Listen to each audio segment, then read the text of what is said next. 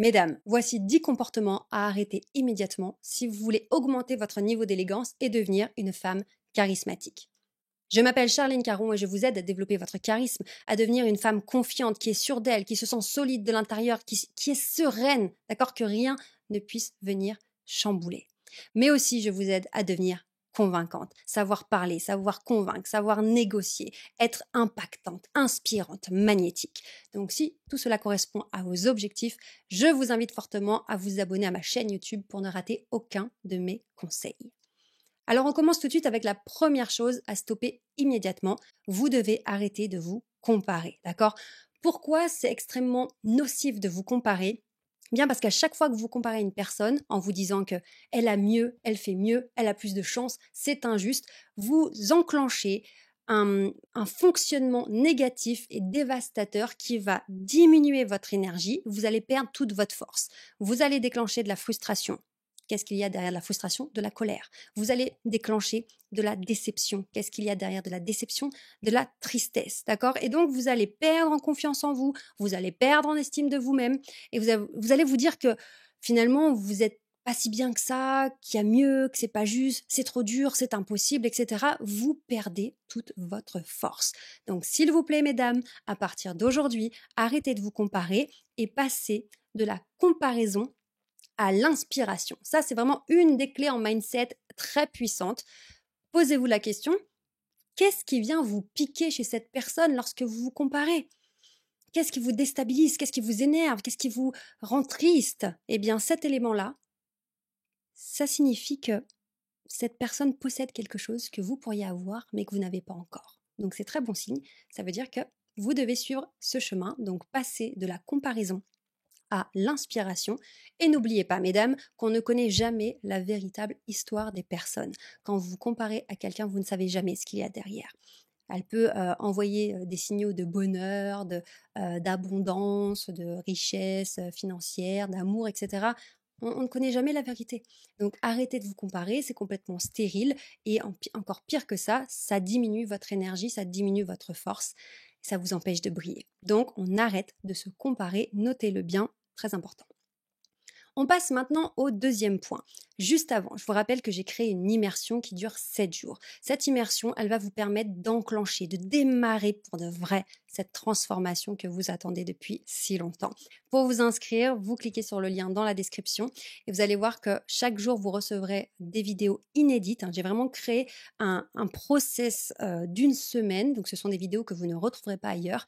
Des vidéos inédites, un workbook sur lequel faire vos exercices et un groupe WhatsApp dans lequel je vous accompagne toute la semaine. On commence chaque lundi, donc inscrivez-vous tout de suite et on démarre lundi ensemble. Le deuxième point maintenant. Le deuxième comportement à arrêter, c'est de minimiser vos réussites et vos qualités. On vous a peut-être éduqué en vous disant il ne faut pas trop en faire, il ne faut pas faire de l'ombre aux autres, il ne faut pas en faire des tonnes et avoir une attitude comme ça qui manquerait d'humilité. Et donc vous avez été conditionné dans ce schéma qui fait que aujourd'hui, à l'âge adulte, vous êtes tout le temps en train de dire non mais ça va, c'est pas grand-chose. Non, en fait, je pense que j'ai eu de la chance. Ce qui va frôler aussi avec le syndrome de l'imposteur, où on se pose toujours la question, est-ce que c'est vraiment mérité? Est-ce que c'est vraiment moi qui suis performante, compétente? Ou est-ce que c'est un coup de chance? Etc. Arrêtez de minimiser vos réussites, arrêtez de minimiser vos qualités, assumez votre intelligence, assumez la belle personnalité que vous avez et déployez-vous, d'accord? Soit vous êtes dans un état de contraction, de compression, vous vous verrouillez vous-même parce que vous vous dites faut pas trop que j'en fasse, il faut pas que je fasse de l'ombre aux autres, il faut pas que j'ai l'air arrogante, il faut pas que j'ai l'air d'avoir un ego surdimensionné. Donc vous êtes tout le temps en train de vous comprimer, de vous brider, de vous empêcher de briller. Soit vous atteignez un niveau d'expansion où vous vous permettez de rayonner, de vibrer et de montrer au monde qui vous êtes. Mais pour ça, évidemment, il y a énormément de schémas inconscients qui vous empêchent de le faire parce que quand vous allez montrer au monde qui vous êtes, eh bien, vous risquez de déclencher de l'incompréhension, du rejet, des conflits, parce que oui, vous allez prendre votre place et ça va certainement déplaire à d'autres. Donc ça, c'est un autre niveau de conscience, un autre niveau sur le travail. Mais je vous encourage vraiment à aller dans cet axe parce que même si ça peut être déstabilisant, Je vous assure qu'il vaut mieux pour vous d'aller dans un axe de travail dans lequel vous allez apprendre à vous déployer, même si ça fait un petit peu peur, même si c'est inconfortable parfois parce que voilà, on va dire aux autres, ben écoutez les gars, maintenant je prends ma place, plutôt que de rester dans cet état de compression et d'être bridé toute votre vie. Ça, c'est sûr que vous y gagnerez énormément à vous déployer.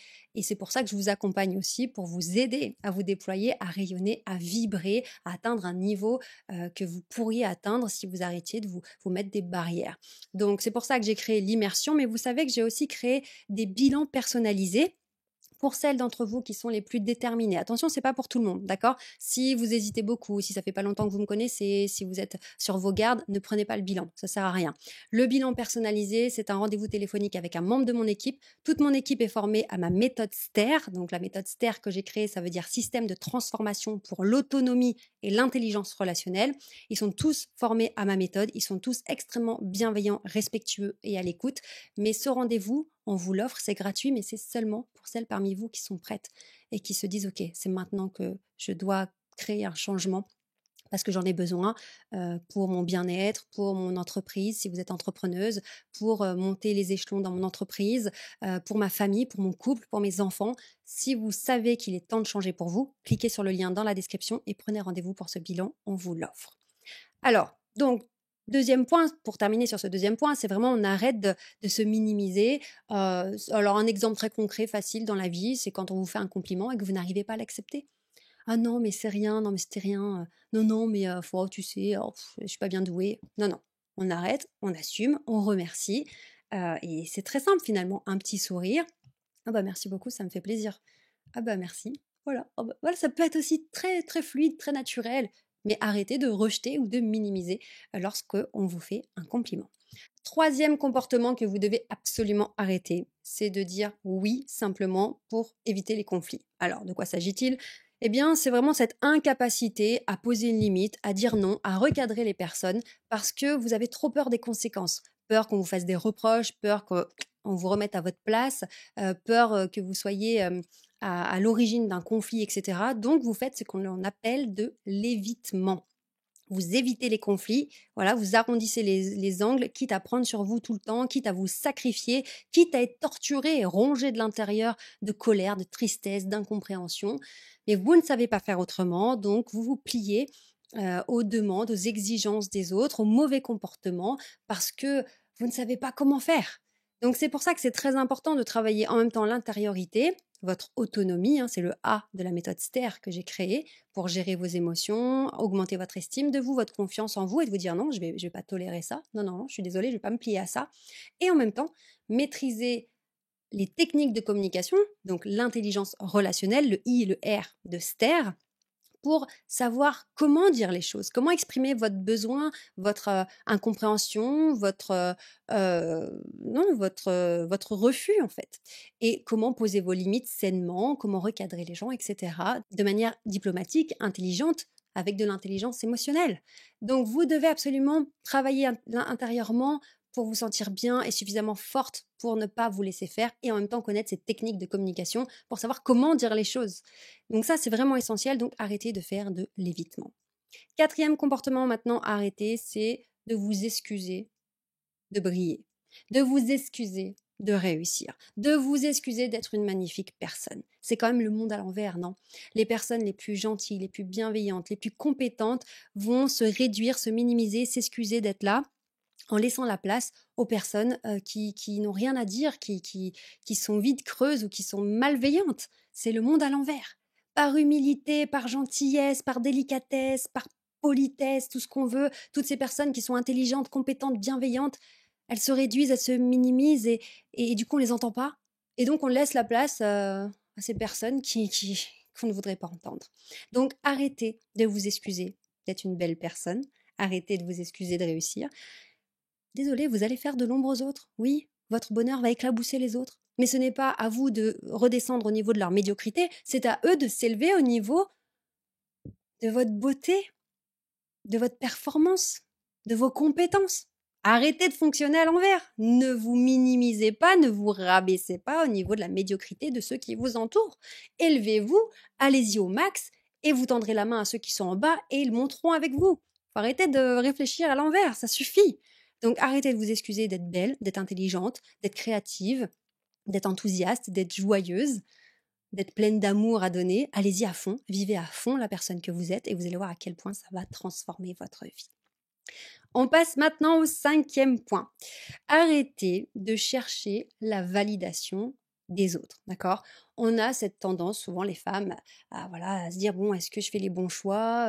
J'aurais besoin que quelqu'un me valide, ma décision, me valide mon changement». Alors que ce soit sur une tenue vestimentaire, sur une reconversion professionnelle, sur une envie de déménager, peu importe votre décision, vous êtes constamment en train de demander l'avis, de votre sœur, de votre meilleure amie, de votre voisine, de votre grande-tante, pour savoir si, vous avez raison ou pas.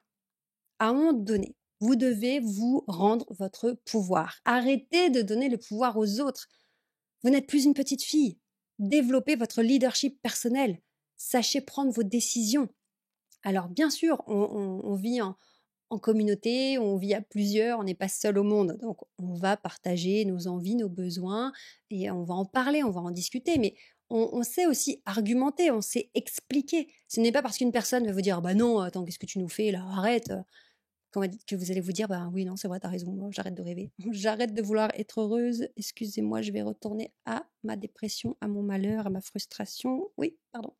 Non, vous avez des envies, vous avez des besoins, vous avez des ambitions. Respectez-vous, entendez-les, écoutez-les. Ensuite, quand vous avez besoin de les partager et peut-être même d'embarquer d'autres personnes avec vous, vous saurez argumenter. Vous saurez, grâce à votre intelligence émotionnelle, intelligence de contexte, tout ce que l'on travaille dans mon académie, c'est un accompagnement de plusieurs mois avec toutes mes clés et dans laquelle je vous enseigne tous mes outils de la méthode STER. Tout ça est très important parce que vous devez avoir confiance en vous pour exprimer vos besoins, mais vous devez aussi avoir ces techniques de communication pour les exprimer de la bonne façon, au bon moment, en fonction des filtres de l'autre, de ses freins, de ses résistances, de ses croyances limitantes. Donc si vous ne faites pas tout ce travail, vous allez être bloqué à la première difficulté. Donc arrêtez de chercher la validation des autres et apprenez à leur montrer, expliquer que oui, c'est ce que vous allez faire. Ensuite, bien sûr, l'heure de la négociation et des compromis arrivera, mais c'est encore une autre étape que l'on travaille aussi ensemble dans la méthode STER. Point suivant, le point numéro 6, vous devez arrêter de négliger vos besoins. Trop souvent, je vois des femmes qui sont en mode warrior. Je dois avancer dans ma carrière, je dois gagner plus d'argent pour amener plus d'argent au foyer, je dois gérer mes enfants comme une mère parfaite, je dois être l'épouse parfaite, et je dois. Et finalement, elles sont dans une fuite en avant où elles se mettent énormément de pression, c'est peut-être votre cas, et vous oubliez totalement vos besoins. Et ça, c'est terrible parce que finalement, vous courez après jusqu'au moment où l'élastique, à force d'être tendu, il pète. Et là, c'est l'incompréhension. Et non, c'est juste logique. Si vous ne dormez pas suffisamment, vous vous alimentez mal, vous ne faites pas suffisamment de pauses, vous avez une fatigue mentale. Si vous ne savez pas gérer vos émotions ou si vous êtes trop sollicité, peut-être par des proches qui sont toxiques, vous avez une fatigue émotionnelle qui se met en place. Bon, tout ça, ça crée un cocktail explosif et vous n'en pouvez plus. Vous explosez ou vous implosez. Et attendez, ne pensez pas que votre entourage va avoir de l'empathie pour vous, va être compatissant en vous disant: «Oh ma chérie, je suis désolée, on t'en a trop demandé, pardon, on va faire les choses correctement, on va s'organiser, ça va aller». Non, non, non, non, non, non. Comment ça se passe en général? Bah oui, écoute, arrête aussi, t'en fais trop, hein, en même temps, t'es là, t'es stressé, t'es là, t'es tout en speed, t'es là, tu cries sur tout le monde, t'es là, il faut, Et vous dites quoi? Mais oui, mais parce que si je le fais pas, personne le fait, et j'en ai marre, et gna gna. Et là, c'est un dialogue de sourds. Donc, vous devez absolument apprendre à honorer vos propres besoins, à poser une limite quand ces besoins ne sont pas respectés par votre entourage, et devenir, s'il le faut, le chef d'orchestre, la capitaine du navire de votre famille, mais sans vous sacrifier. Parce que déjà, vous vous sacrifiez, il n'y a aucune raison à cela. Pourquoi vous plutôt que les autres? Et puis, vous allez droit dans le mur. Donc, attention, ne négligez plus vos besoins. 7e point maintenant, arrêtez de vous conformer aux attentes des autres par peur du jugement. Je peux vous assurer que si je m'étais conformée aux attentes de mes proches, je ne serais pas là sur YouTube en train de vous donner des conseils. Je n'aurais pas écrit un livre qui est sorti chez les éditions Guy et Daniel. Je ne serais pas en train de faire des conférences toute l'année. Je ne serais pas chef d'entreprise. Impossible.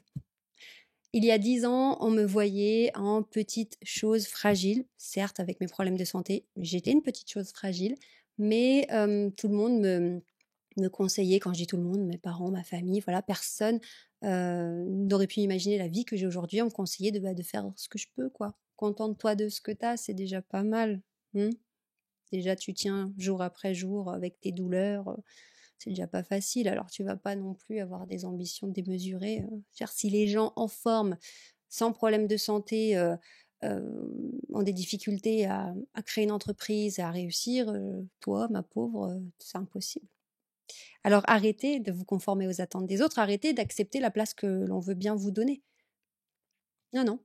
Si vous avez une vision, cultivez cette vision, faites-la grandir, faites en sorte qu'elle soit de plus en plus précise et foncée. Parce que personne n'est à votre place, personne ne peut savoir, comment dire, la détermination que vous avez en vous. Personne ne peut décréter ce que vous allez devenir dans les années à venir. Donc, arrêtez. Et si c'est une peur du jugement, peur du regard des autres, ça se travaille. Ça se travaille. Dans la méthode que j'ai créée, tous les jours, les femmes que j'accompagne travaillent sur leur peur du regard des autres, peur du jugement, se détacher de cette pression sociale et familiale pour enfin se laisser la possibilité de se déployer, de rayonner. Donc, on arrête de se conformer aux attentes, on va se rebeller un petit peu. 8e point, ça rejoint un petit peu tout à l'heure avec cette histoire de vos besoins. Dans ce 8e point, j'aimerais vous dire d'arrêter de vous surcharger pour prouver votre valeur. Alors ça, c'est un mécanisme très vicieux, mais très inconscient, surtout quand on est une femme, qu'on a une famille, etc. On est là, on veut être parfaite. Moi, j'ai une super place au boulot, ça marche bien, etc. Je suis une working girl, businesswoman. Oui, je suis une super maman, donc je vais m'occuper du rendez-vous chez le pédiatre, du rendez-vous chez le dentiste, le goûter dans le sac. J'accompagne aussi mes enfants, mes 3 enfants aux activités le mercredi et le samedi, parce que le samedi matin, tu sais, il y a cours de tennis, puis alors l'après-midi, par contre, c'est la natation. Et on en fait des tonnes et des tonnes. Oui, oui, je vais passer au supermarché, ouais, parce qu'il me manque des légumes. Alors, je vais prendre des légumes bio, évidemment. Puis, oui, je vais faire la soupe, c'est moi qui l'ai fait. Je vais pas acheter de la soupe en briques. Et donc, on se surcharge, on se surcharge, on se surcharge. Et le besoin psychologique qu'il y a derrière, c'est la reconnaissance. Pour qu'on lui dise, mais tu es merveilleuse, mais tu es parfaite, mais tu es exceptionnelle, mais comment fais-tu? Mais tu as vraiment le droit d'être aimée. Tu as vraiment ta place au sein de notre famille, de notre monde. Merci d'exister. Malheureusement, quand vous passez votre temps vous surcharger, eh bien, les autres s'habituent à ça. C'est terrible. J'en perds mes mots parce que c'est tellement vicieux, c'est tellement. J'en ris parce que je me dis, mais c'est comique, jusqu'où ça peut nous mener, toutes ces injonctions à la perfection pour se dire qu'on a le droit d'avoir notre place, qu'on mérite notre place. Mais votre place, vous la méritez bien avant de vous épuiser là-dedans.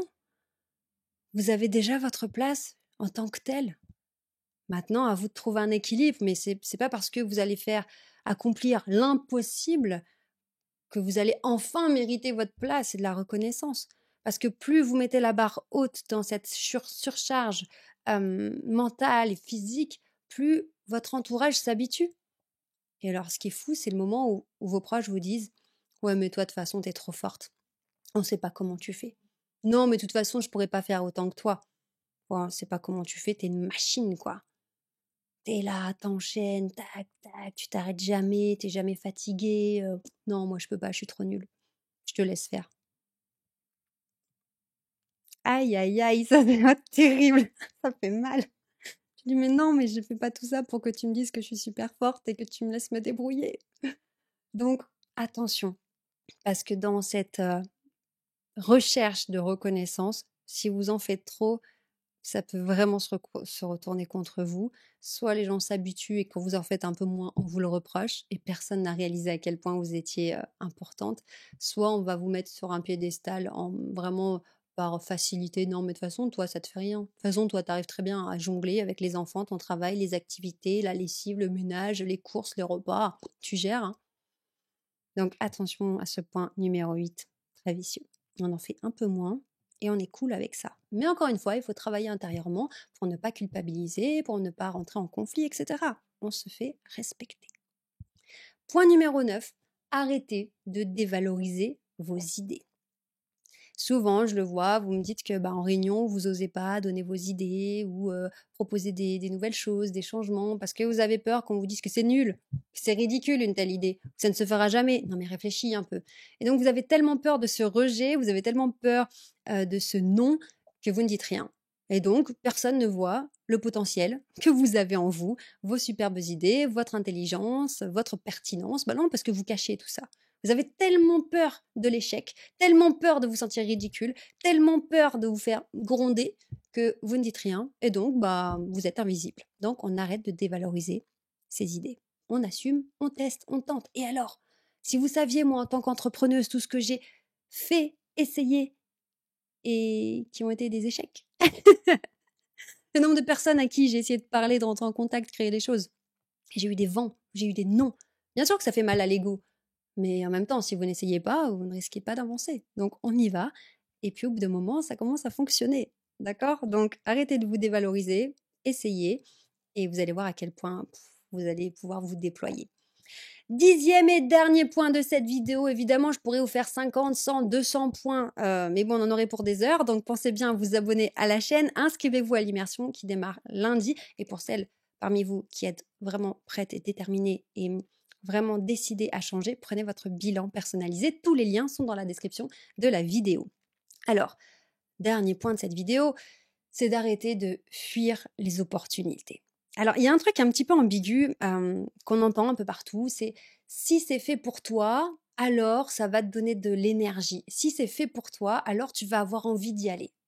Donc, on pourrait se dire, bon, si j'ai de la résistance, si ça m'énerve, si j'ai peur, c'est que c'est pas fait pour moi. Eh bien non, parce que quand on a une nouvelle opportunité, quelque chose qui est en dehors de notre zone de confort, quelque chose qui est en dehors de notre zone de maîtrise et de nos habitudes, notre cerveau va créer de la résistance parce que votre cerveau n'est pas là pour vous aider à réussir.